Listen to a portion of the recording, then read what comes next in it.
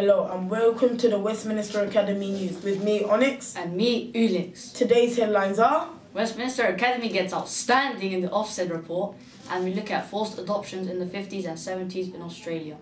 The horse meat scandal is further investigated, and we have the latest in unemployment in politics and the latest in sports education. Now over to Lumaya and Noah for that impressive Ofsted report. Thanks, Ulix. We are here to report on the dramatic improvements Westminster Academy has made in recent years and the new Ofsted report. Westminster Academy has been visited by Ofsted on the 28th of March and on the 28th of February and on the 1st of March. First, we will tell you about the amazing improvements that Westminster Academy has accomplished throughout the years.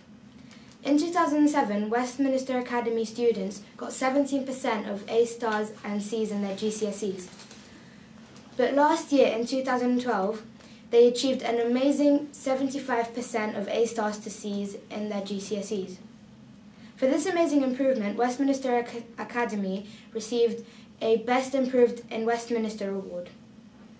In previous inspections from Ofsted, Westminster Academy received a report that said the school was satisfactory. But this year, they didn't only say the school was good, they said the school was outstanding. They visited 42 lessons of maths, English and science. The achievement of pupils was outstanding. The management and quality of teaching was also outstanding. Disabled students and those who have special educational needs make a really good progress because of the interventions they get to support their achievement. Good afternoon. Afternoon. How do you feel knowing that Ofsted inspectors think our school is outstanding? I feel incredibly proud, obviously because we've been through a long journey to get there, but I also feel proud because I've always thought that the students here are wonderful, that the staff are really talented, and I've always been delighted with all the help that we get through our partnerships, for example, with parents, the community, local businesses, the governments and the sponsors. So I'm really, really proud that everybody deserves that outstanding judgment. How different does the school feel since all the improvement that has happened? The school feels very different. I would have to be honest and say that I still think we have a long way to go. I'm really excited that the students came up with a new set of values. I love HERO, that stands for honesty, enterprise, responsibility and opportunity. I think that really reflects where we've got to over the years. And I also like the new mission statement, which is education is success. I really hope that now, although we've got the outstanding, people aim even higher. So for example, I would love more people to go to Oxford or Cambridge or Imperial College. I would love more people to do the really higher level apprenticeships with companies like Rolls-Royce and Jaguar Land Rover and British Aerospace. That would be really nice, and I think we can achieve it because we've been doing a lot of work with the RSA 21st Century Competences and also the IB Learner Profile. So I think if everybody concentrates on those things and carries on reading, revising and practicing their questions, we can get there, definitely. Thank you. Thanks for that, you two. Great news for the Westminster Academy. And now over to the adoption story with Farah and Bruno. Thanks, Ulix. Good afternoon. This is Bruno and my colleague Farah. Today we are going to talk about forced adoptions that occurred between the 1950s and 1970s towards unmarried mothers. The Prime Minister of Australia, Julia Gillard, has apologised for the forced adoption policy between the 1950s and 1970s to those affected, mainly for causing a pain of legacy.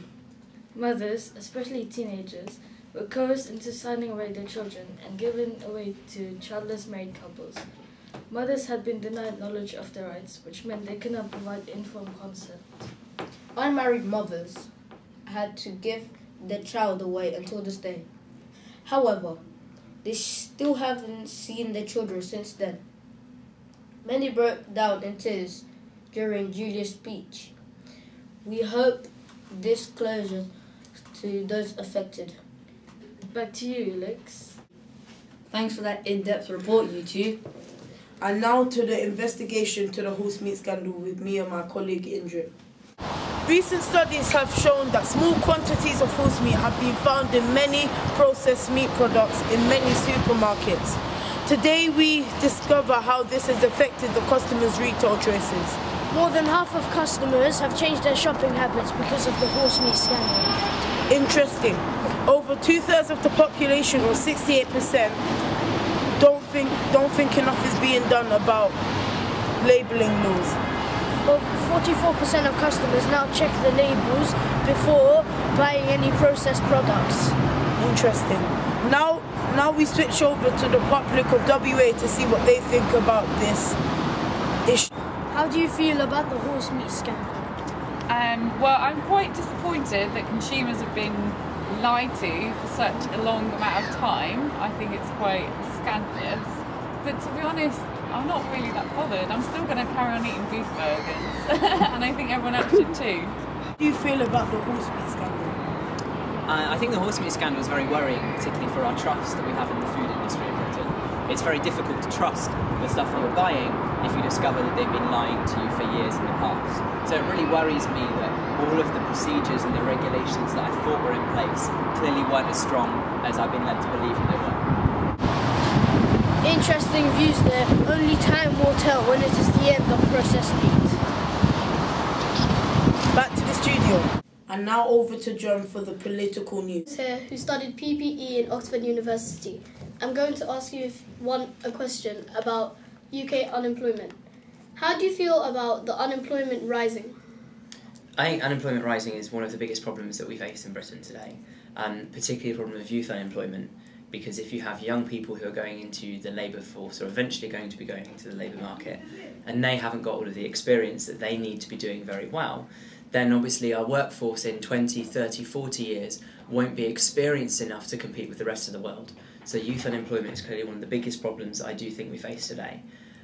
Things that are very encouraging about that are what we're starting to do by raising the school leaving age to 18, so that people are going to be more educated, they'll have more skills, and it's going to be easier for them to get into the workforce.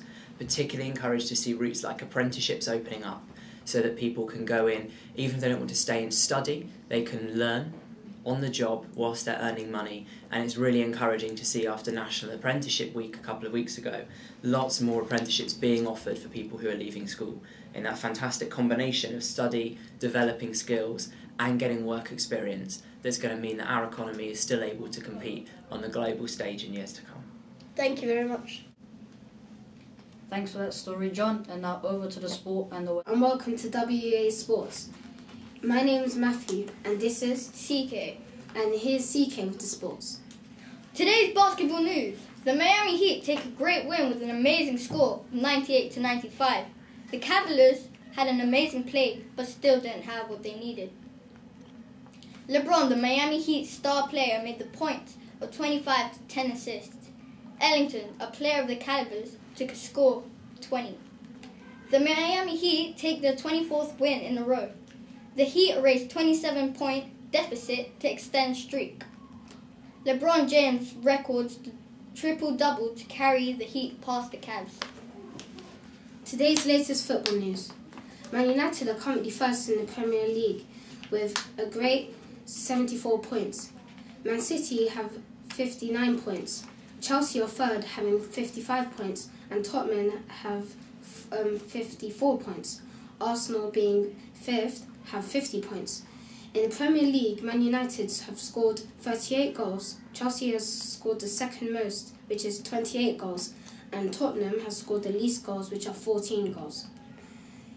This 30th of March, 8 matches will be shown on television. The 8 matches are Sunderland versus Man United, Arsenal versus Reading, Man City versus Newcastle, Swansea versus Tottenham, West Brom versus West Ham, Wigan versus Norwich, Southampton versus Chelsea, and last, Everton versus Stokes. A good week of sports, isn't it, CK? Yes, great sports. Now it's time for the weather. Hello, my name is Videra. And I'm Zinnia. It's been a very frosty start of the day, so many of us might have to scrape the windscreen first thing.